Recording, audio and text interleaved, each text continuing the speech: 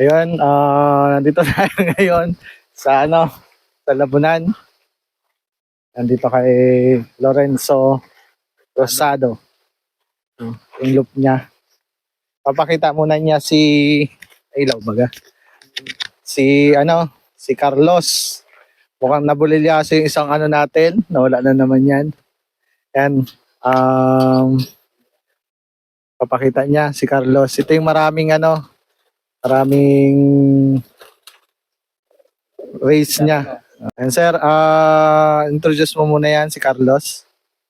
Ayun, ito po si Carlos, yung nakapag second overall ko dati sa MPSI, sa invitational race ng MPSI. Sa Carles, Iloilo.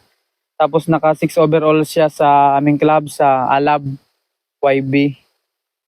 At na third overall sa BPHA nung nakarang nood nila, Pampanga. At kasalukuyang nilalaro ko pa rin po ito ngayon dito sa Alab. All-bird naman siya. Tapos, last lap namin ngayon. Sa linggo, sana ay surtein pa rin tayo sa pag-uwi. Live pa rin po siya ngayon. Ito yung maraming trophy. Ayan si Carlos. Hindi pa nakuha yung kanyang mga dun sa BPHA. Hindi pa nakuha yung niyan? Hindi pa. So, wala pa kaming awarding. Yan. Yun naman yung kanyang Kanyang anak. Kalaro ko din.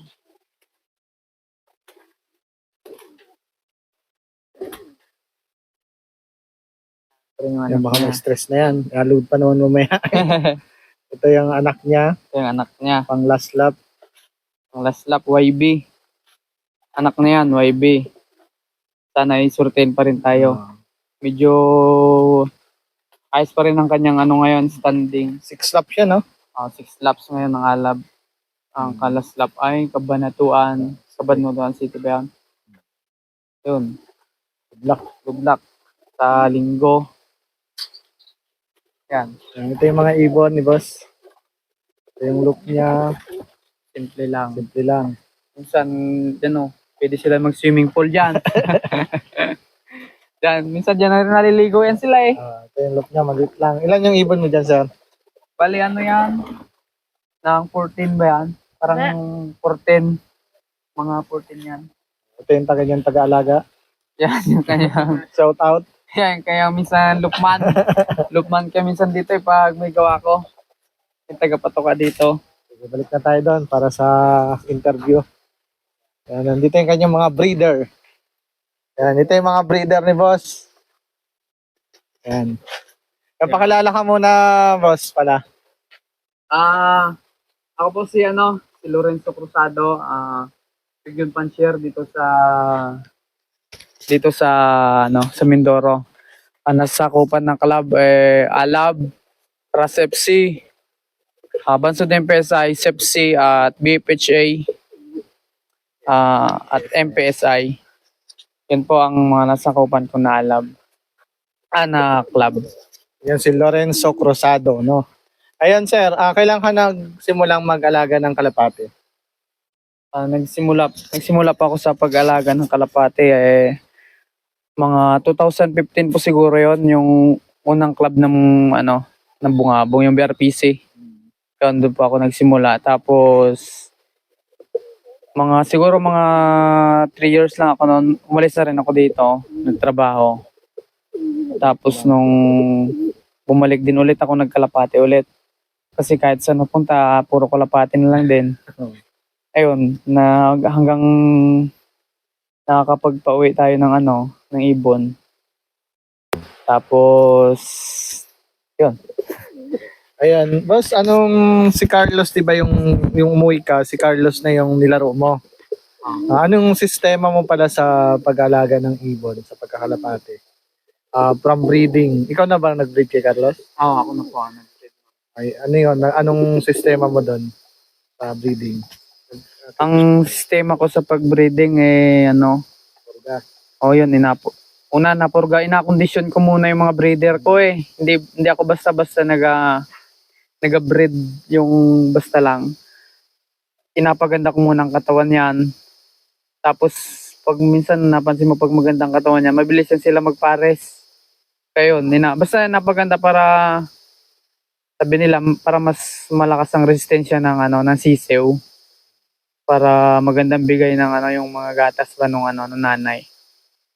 Ayun, yun lang. Basta ina-condition ko na lang muna yung aking mga breeder bago ko sila ipag-breed. Sa derby, boss, anong sistema mo sa derby? From Monday, anong binibigay mo pag cleansing? Cleansing po ay yung pag magdating ibon electrolyte, tapos sa cleansing ko yung yung probiotic. Ang gawa mo? O yung mga gawa-gawa ko lang, may mga bawang na rin kasi yun may antibacterial na rin, parehas na rin yun. Yun lang, napainom kong ganon, tapos napaliguan ko po na yung gusto ko sila maligo, yun nga lang para oo, gusto ko naliligo yung ibon lagi. Gusto ko kasing ibon na laging yung balahibo ay hindi dry, yung nagapulbos. Ganun ang gusto ko lagi, kaya minsan di ako nagakapit ng ibon, hindi ko basta-basta nagakapit. Kaya minsan nakakapitan ko na lang ibon pag pag maglo-loading na. Minsan pag mag-training yun, basta hindi ako balaging nagakapit, yung pag ma-training yun lang. Ayun, boss, sa pabaon, anong binibigay mo pag naglo-load ka ng ibon? Ang pabaon ko kasi sa mga ibon ko, yung sa mga lang, nag-additional ako sa mga patuka. Yun lang, mga mani, mga pulot. Yan, pulot. Napainom ko din yan sila, yung mga pangpadagdag ng ito sa pots. Yun lang ang mga pag mag-load. Ang inapatok ako dyan sa kanila yung mga pang pots ba. Yun lang. Yun lang ang mga pero mga mga pabaon. Yun lang mga pabaon ko. Tapos mga nga, tindahan ni Pres Wilbert Ramos. Oo. Pasyal kayo sa kay Pres Wilbert, marami doon mga Doon lang, doon lang naman halos lahat ng sikreto sa tindahan ni Pres Wilbert Ramos. Kayo na lang ang bahala mag-isip kung anong kung bibilin nyo doon. Yun lang. Halos lahat doon kasi ako. Anong advice mo pala sa sa mga magkakalapate or newbie? Advice ko lang sa mga yung newbie. Maging lang, yung maging masaya lang sa pagkakarera ng kalapate, tapos sa dapat dapat matuto kayong magtanong sa mga sa mga nagkakalapate, yung mga nakakapagpaano ng malayuan, yung mga basta yung mga marurong na rin sa kalapate. Dapat tanong lang kayo. Tapos mag-search na kayo minsan sa YouTube. Tapos yun, pakiramdaman nyo rin yung ibon, yung sitwasyon ng ibon, kung ng kanilang yung kalagayan.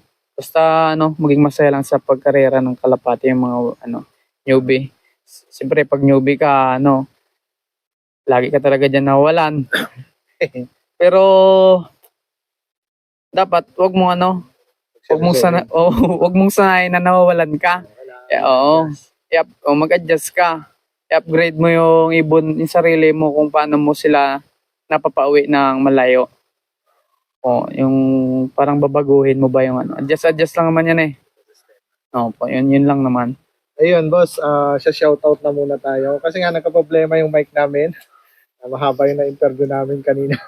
Ayun, shoutout muna tayo para baka may shoutout ka. Ayun, shoutout sa mga sa mga presidente ng club dito sa Mindoro. Sana sakupan kong ng club sa Alab, si Pres Panyok Dorado, sa BPHA si Pres Wilbert Ramos, Bansod MPSI si Kikan, tapos sa MPSI si Sir Bren, at sa lahat ng mga presidente dito sa nagpapayos ng nagpapalaro ng pagkakalapate dito sa Mindoro. Shoutout sa inyo lahat. Tapos sa mga kalapatids natin na magkarera lang tayo. Dalawa lang pupuntahan yan. Lulubog at aahon sa kahirapan. Ayan, kay na Judge, sa mga kakilala mo. Ayun, shoutout din pala kay kay Judge Suertas. Ayun, thank you sa sa mga tips na binibigay niya sa akin. At sa mga sa mga barkada ko rin na tinatanungan ko kung paano sa mga diskarte sa pag-iibon. Yun nga, shoutout sa inyong lahat. Thank you. Wala. Yun lang. Ayan. Yung mga binanggit mo kanina. Banggitin mo na rin. Nalimutan ko na yun. Shoutout kay sa tropa ko, kay Jonathan Caseñas. Yan. Yung mga kay Mind Healer, pinsan ko. Kamusta? Yun. Hindi na-interview na. Sa sunod. Check up. Oo. Ayan, kunin muna natin yung trophy. Kasi kanina Ayan, walang trophy. ipakilala mo yung mga trophy natin dyan. May sound dyan? Birthday. Ayan, ito yung matapang ng ibon. Yan, ito yung ano niya. Ito kay Carlos lahat halos to. Wala pa yung kanya sa BIPA. Yan. Ito, paliwanag mo to, sir. Balik na naman tayo dito. Yan. Bali, ito ay ano ba to?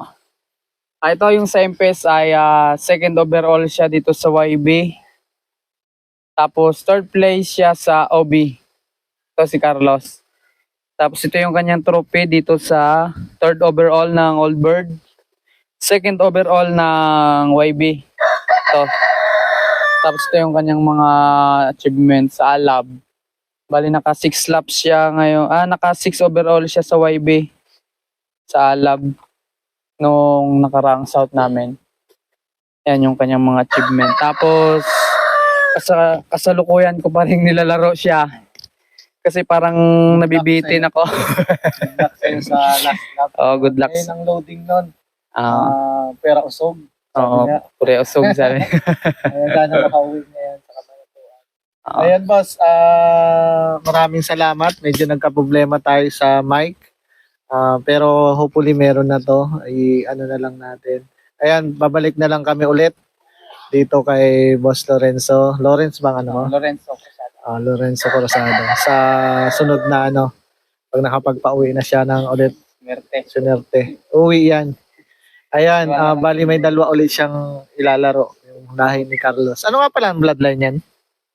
Ang bloodline nito, ang alam ko, may pasok doon na Guke, yung Carlos. Goke. Guke. Guke nga ba yan? Kay Guke. Kay Sir Jason ba to? Ito nang galing kay Jason, kay Sir Jason Palmero eh. Kay Sir Yung Jason. kanya, ang nanay, ang pinakang lula na nito, yung kanyang si Miss Dragon ba yun? Yung kalawang. Yung kalawang, yung brown? Yung brown ba Ibig yan? sabihin naglalabas na ng brown? Wala siyang nagalabas eh. Kasi dahil din sa ano. Ibig sabihin brown? Hindi ko pa kasi ito breed na parang mga itlog ba, binibigay ko lang. Binibigay mo lang. Ayan. Ibig sabihin kay Sir Sir Jason. Ibig sabihin, anong kay Sir Jason, lalaki, babae?